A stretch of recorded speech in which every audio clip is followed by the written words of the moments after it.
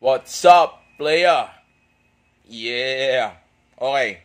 G, tandaan mo ito. Kapag ka nag-workout ka, o sabihin na nating nagpapaganda ka ng katawan, o nagpapalakas ka, o sabihin na nating nagdadagdag ka ng bagong skill mo sa sarili mo. G, habang ginagawa mo yung training na yan, ang pinaka valuable na makukuha mo sa activity na ito ay hindi naman talaga yung physical o muscle gain na magkakaroon ka, kundi yung mga bagay na maisasaksak mo sa loob ng utak mo. Kumbaga, yung physical strength o yung pagiging malakas ng katawan mo ay secondary na lang yan. Dahil ang pinakamahalaga na matututunan mo o makukuha mo dito ay walang iba kundi yung pagiging malakas ng utak mo o ng mental mo. Dahil of course, dahil sa mga gagawin mo na bagay para maabot o ma-achieve yung gusto mong ma-achieve sa activity na ito, lahat ng mga bagay na iyan ay makakatulong sa iyo para lalo kang maging malakas na tao. Hindi lang physically, kundi, gaya nga ng sabi ko kanina, lalong-lalo na mentally. Dahil kahit na magkasakit ka pa, o sabihin na nating tumanda ka pa, o mawala pa yung muscle ng katawan mo, kung nagwo-workout ka at nagawa mong ma-achieve yung bagay na gusto mong ma-achieve sa working out, ano man yan, strength training man yan, o boxing man yan, o martial arts man yan, o sabihin na nating kahit na bodybuilding man yan, okay? Kung magagawa mong ma-achieve yung bagay na iyon at napagdaanan mo yung mga sakripisyo like diet, o yung determinasyon, o yung will to win, o yung sabihin nating patience, okay? Kung magagawa mo lahat na mapagdaanan lahat ng bagay na iyan, then of course, kahit na mawala pa sa iyo yung physical na nagain mo, yung utak mo ay mananatiling malakas. Okay? May lamang at may lamang ka palagi sa mga tao na hindi ginagawa ang bagay na ito. Dahil of course, walang disiplina yung mga yan. Hindi nila matututunan yan basta-basta, kundi nila pagdadaanan yung mga bagay na katulad nito. Kaya nga palaging lamang ang mga atleta pagdating sa mga regular na tao, pagdating sa sabihin na nating pag-abot ng kanilang mga goal. Kasi nga sila, hindi nila nagagawang matutunan yung mga bagay na katulad nito dahil nga hindi sila nagdadaan sa ganitong mga klaseng activity o ganitong klaseng mga training. Okay? Dahil kung gusto mong ma-achieve ang isang magandang katawan, of course, magda-diet ka, magiging pasensyoso ka, 'di ba? Ayusin mo yung oras mo o sabihin nating pipilitin mong maabot yung gusto mong maabot, 'di ba? Magiging determinado ka, 'di ba? O kakalimutan mo yung mga dapat kalimutan at itututok mo yung utak mo kung saan mas importante na dapat mong gawin para ma-achieve mo yung dapat mong ma-achieve. So dahil doon sa mga bagay na iyon, natututo ka bilang maging kampiyon, 'di ba? Hindi katulad ng mga regular na tao lang. Well, pwede rin naman nilang matutunan 'yan, pero yun nga lang, kadalasan hindi ganun kabilis o hindi pa rin lahat ay natututunan nila. Okay? Kaya napaka-importante ng training. Napaka-importante na nagwo-workout ka. Ako ay hindi rin naman atleta. At yan nga ang rason. Kaya nga hanggang ngayon ay nagwo-workout pa rin ako. Kasi nga sa dami ng mga activity na mayroon ako ngayon, okay? Hindi sa lahat ng mga activity na yan ay matututunan ko yung mga bagay na matututunan ng utak ko na magpapalakas sa kaisipan ko, okay? Na makukuha ko dyan sa pag-workout nga na yan, dyan sa training na yan. Okay? Isipin mo, yung sakripisyo lang pagdating sa pagkain, di ba? Yung sa oras, di ba? Yung pag-organize ng oras mo, di ba? Yung sabihin nating bibili ka na lang ng ibang bagay na magpapasaya sa iyo, pero dahil gusto mo ma-achieve yung katawan na gusto mo ma-achieve o matutunan yung bagong skill na gusto mo matutunan, ang gagawin mo ay hindi mo bibilin yun para doon. Di ba? Natututo ka maging dedikado sa ginagawa mo. dahil lang dito sa bagay na ito. So yung muscle gain sa katawan, yung health, pagdating sa physical, pati sa mental, yan mga yan, ano na lang yan, kumbaga secondary na lang yan.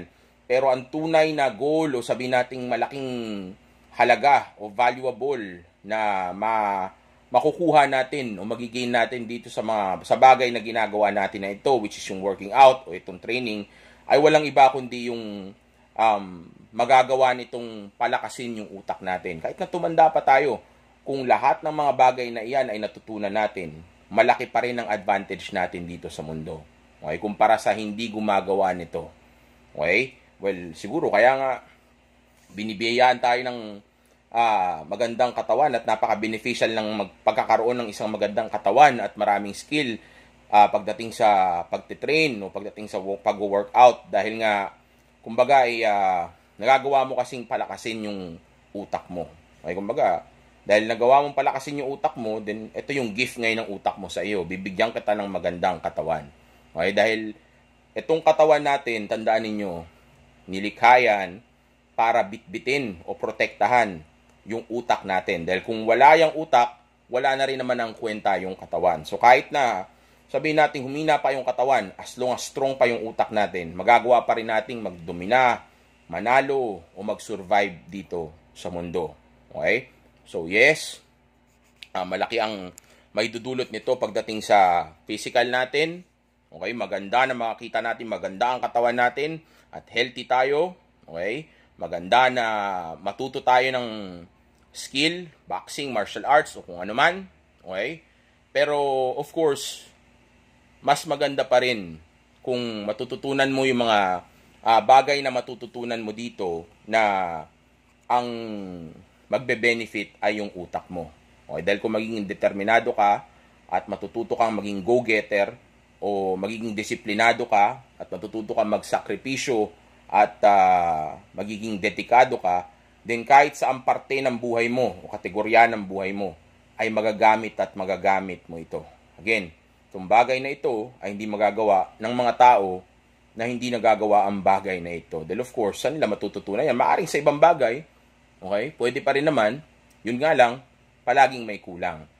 Okay, dahil kung laging magdadahilan ka na kaya ko hindi magawa itong bagay na ito kasi meron akong gustong unahin o dapat kong inuuna, then kasi ganito, kasi may trabaho ako, ganyan, then nasa ng disiplina doon, gusto mo yun, di ba? Gusto mo makuha yun. Ngayon, dahil hindi mo magawa, dahil nga meron ka laging dahilan, then anong nangyari? Hindi mo dinisiplina yung sarili mo. Diba? So, yung sa physical, secondary yan, okay? Pero, ang number one thing talaga na beneficial pagdating sa pag-workout ay yung pagkakaroon mo ng, sabihin na nating psychological or mentally strong na kaisipan. Okay? Well, correct me with my grammar na lang kung medyo mali na ako sa sinasabi ko kasi habang nire-record ko ito sa totoo lang, basag na rin ako ngayon. Okay, dahil kaka-workout ko lang kaninang umaga. Okay? At napag-usapan lang kasi namin to sa GC. Kaya i-share ko na rin sa inyo. Okay, kasi karamihan sa kanila sa GC mas nakafocus dun sa physical na gain nila, which is actually yun kasi yung pinakamadaling makita talaga kasi physical yun. Okay, pero sa totoo lang, gaya ng sinabi ko sa kanila sa GC, ang pinakamalaking gain talaga dito o rewarding dito o yung reward na makukuha natin, okay, medyo nagugulon talaga yung utak ko, ay yung walang iba kundi yung yung sa mental. Okay, dahil magiging mentally strong ka dito. Diba, isipin mo pag mapunta kayo ng gubat, diba? O magkaroon ng giyera, diba? Aanhin mo yung isang tao na mayaman o sabi natin isang tao na gwapo pero hindi naman disiplinado. So mangangapa siya doon. Hindi katulad mo.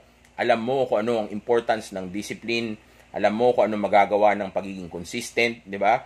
So dahil natutunan mo yung mga bagay na iyon at naiintindihan mo kung gaano ka-importante yung mga iyon, then and also at the same time napatunayan mo na talagang may magagawa yung mga bagay na iyon, then pagdating nga ng time na kailangan mo itong mga bagay na ito, hindi ka magdadalawang isip na gawin yung bagay na iyon.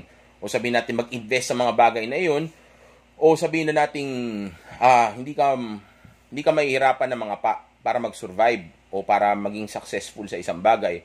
Kasi nga naiintindihan mo na ang importance nitong mga bagay na ito na nasubukan mo habang nagte-train ka o nagwo-workout ka.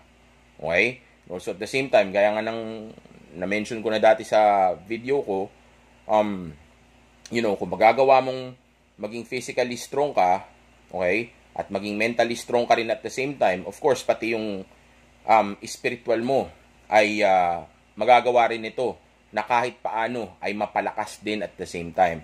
Kasi kung ma-appreciate mo ang mentally mo o ang mental mo at ang physical mo, okay, na ang gumawa nito ay yung, of course, yung Panginoon o ang Diyos, then, of course, kung ma-appreciate mo yung mga bagay na ibinigay niya sa iyo, dahil nga mas naiintindihan mo na ang buhay ngayon, then mas lalo kang mapapalapit sa Panginoon. Okay? Ayoko naman maging religious dito, pero yan ang totoo. Okay? Hindi mo kasi ma-appreciate ang life hanggat hindi mo nakikita yung full potential nito. Okay? Pero kung makikita mo yung full potential ng life, mas lalo kang mapapalapit sa Diyos. Okay? So, grind lang. Okay? Tuloy ang sakripisyo. Tuloy ang pag-abot sa tunay nating potensyal. Okay? Tuloy ang self-improvement dahil maniwala kayo. Okay? Alam ko na maganda na gumanda ang katawan ninyo at matuto kayo ng ibang skill. Okay? Pero maniwala kayo. Mas malaki pa rin ang may dudulot nitong bagay na ito o magiging mas beneficial pa rin ito pagdating sa kaisipan o sa utak mo. Stay